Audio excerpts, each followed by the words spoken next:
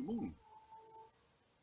And as soon as he starts filming, there's a bloke in the distance over there using a chainsaw. Typical. And we come here for peace and quiet. Never mind. Can't change it. I was planning on camping this weekend. To be honest, I'm not feeling 100%. But I did promise a few people that I would show one of my shelter builds using the Tarp 3x3 or 10 feet by 10 feet in old money. So I've just come out for the day, just to do a bit of filming, get some fresh air, and generally just muck about a bit. So we'll see how this goes.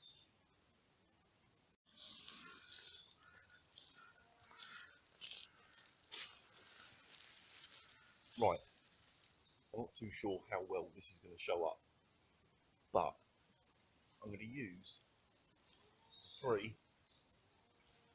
loops on the ridgeline, not the ones at the edge. They come in to about 2.5 foot from the edge. So just the centre ones I'm going to use, the dead centre and the one immediately left and immediately right. This setup, I'm looking at pitching it probably, it's about thigh height on me, and obviously it would be in a location, lots of undergrowth, bracken, that sort of thing, so below the height of the undergrowth, so it can't be seen. But obviously today I'm filming it, hence I'm out in the open, otherwise you wouldn't see it. But that's what I'm going to do. I'll stick it up, I'll bring you back, and you can have a look around.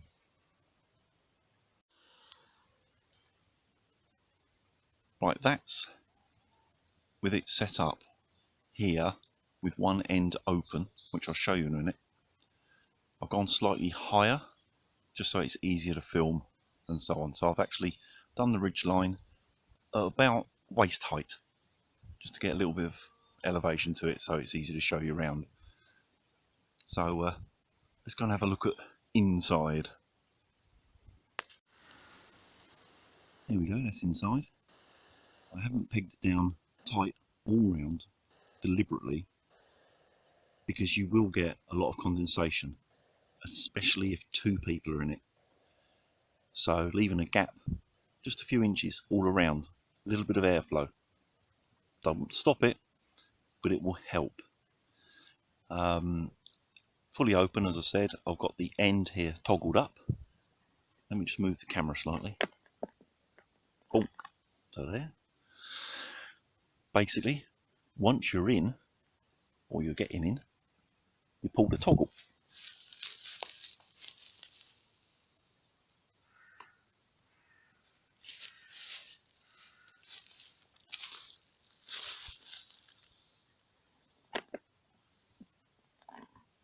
And you have a door.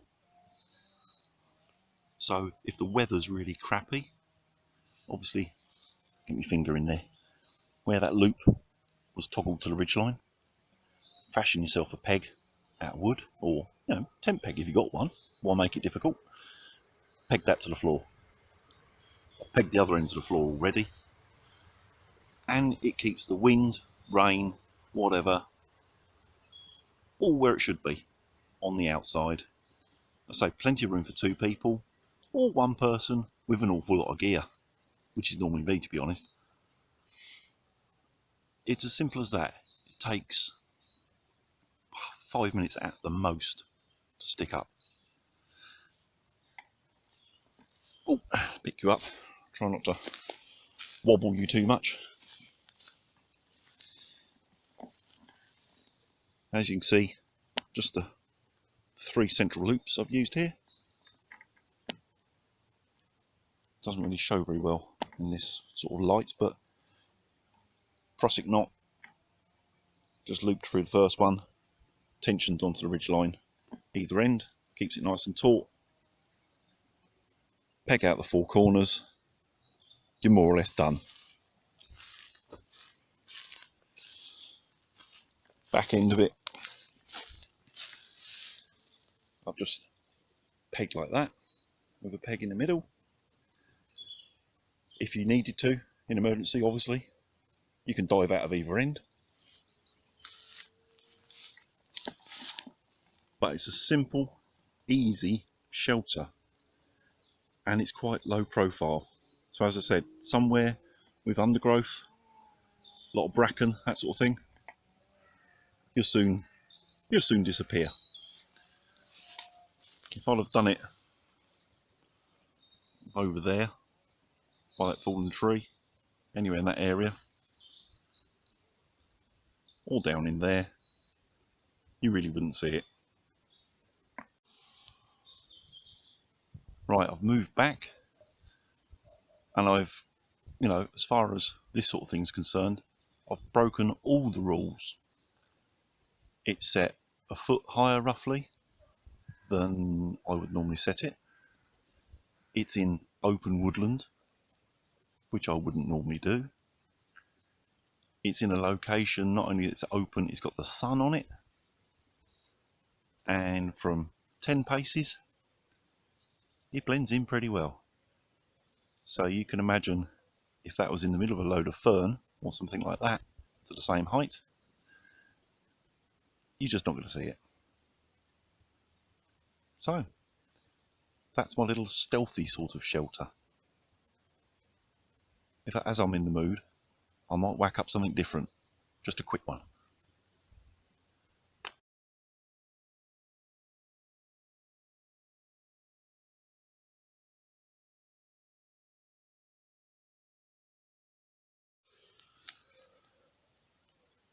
Here's another one I've used on numerous occasions, again because it's simple but gives a fair bit of room.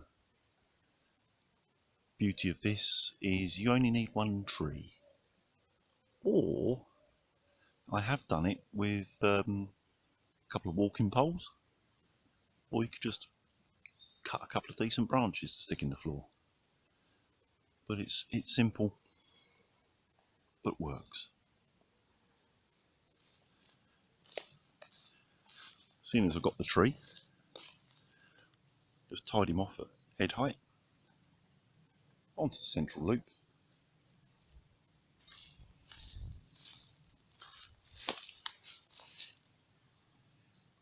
Pegged back corners.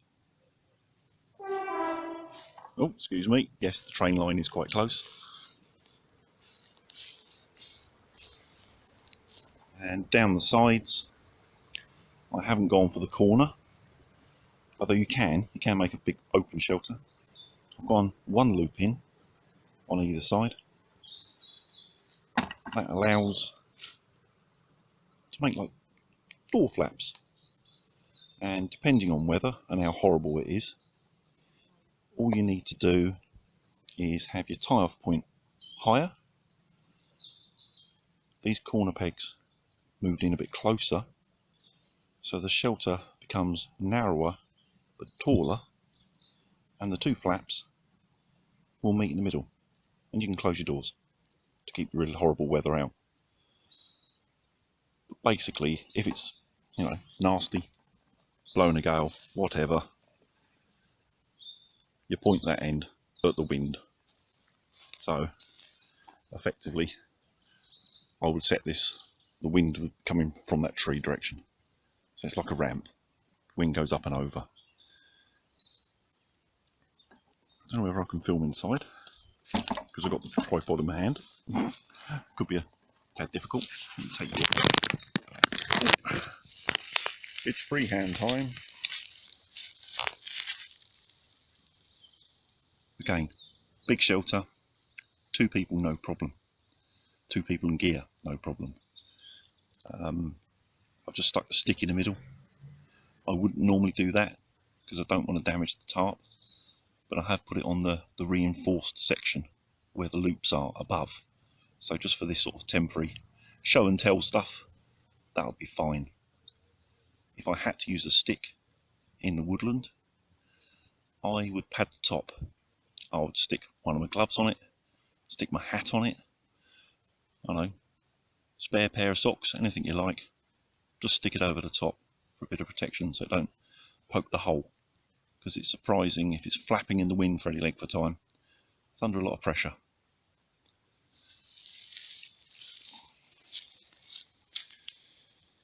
That's basically it. Time to pack some stuff up, sit down, have a rest, have a drink. Of water, that is. It's early. Right, time for a drink. Got the old water to go bottle. Can't recommend them enough. Really good, really simple. People that haven't seen them,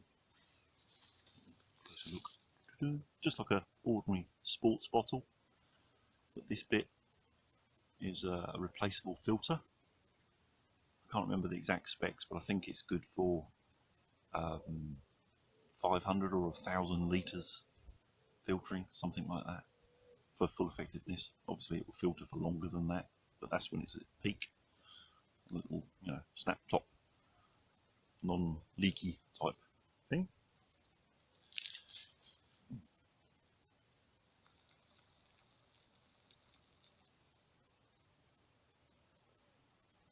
Oh, better. I filled this up from a ditch on the way in. Should have filmed that, I suppose, really. I might show you on the way back out. But yeah, brilliant filter. Works with any sort of crappy water.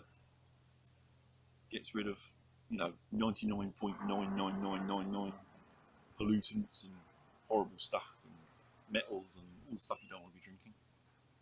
The only thing it won't do is salt water, which is fair enough. So yeah, like it. Always have it with me. Good filter bottle. Normally when I'm camping, I take water from home anyway, but it's always have a good backup. You never know if you're going to use more than you think, spill some, whatever. Can you hear that noise in the background? Someone using a bloody chipper now. He was using a chainsaw earlier. Can't go anywhere for peace and quiet, can you? But yeah, I would recommend it. The only thing that I can use it for, if you wanted to filter a lot of water, if you wanted to do some cooking, that sort of thing. Well, I can show this. Unless you're sucking on it or squeezing it like a bastard, it's got a very slow flow rate. So if you're not in a hurry, yes, you could do a quantity of water with it. But really, it's more of a drinking bottle, to be fair to it. But it'll work. Worth having. The other thing I'm going to have a play about with in a minute. Oh, put that down. Is the Lansky. You've seen my other videos, and I'm sure you're all aware of the silly knife laws we have here in the UK. Most bushcraft type knives technically aren't illegal, that doesn't make sense, aren't legal to carry. I suppose you're okay once you're out in this sort of environment, but the toing and froing raises a question. If it's buried in the bottom of your pack and you haven't got easy access to it, you're probably going to be fine, but you can't walk around with one strapped to your belt. So it got me thinking, what could you do with a legal knife, which is where this comes in. It's basically the biggest, beefiest thing I could find that was still within our stupid laws. So I've put my other knives away, and I've been using this exclusively for probably a couple of months. And actually, I'm impressed. I didn't think it was going to really cope, but it's not bad. It's not bad at all. Slight disadvantage being the smaller blade, etc. It doesn't lock, so there's a safety issue. You've got to be careful with your fingers. But it has got a very strong back spring, so you've really got to be doing something wrong to have it close on you. The only thing I haven't done is tried battening or splitting wood with it. Obviously with only a 3-inch blade, just under 3 inch, it's not going to be anything big or thick. It's more of a case of, can the closing mechanism, the hinge part, cope with being smashed with another bit of wood? We'll find out in a minute. I'll show you.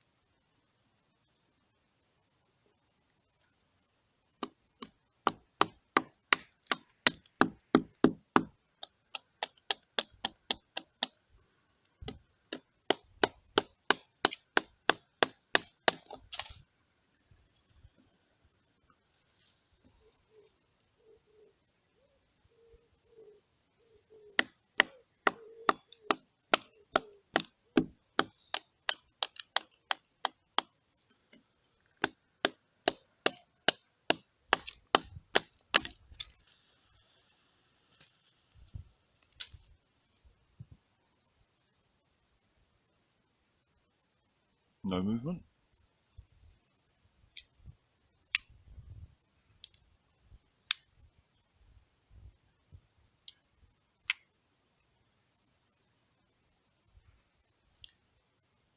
Still central.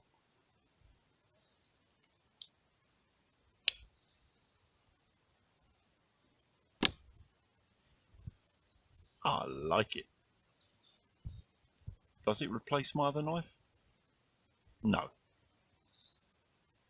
But it's a bloody good backup.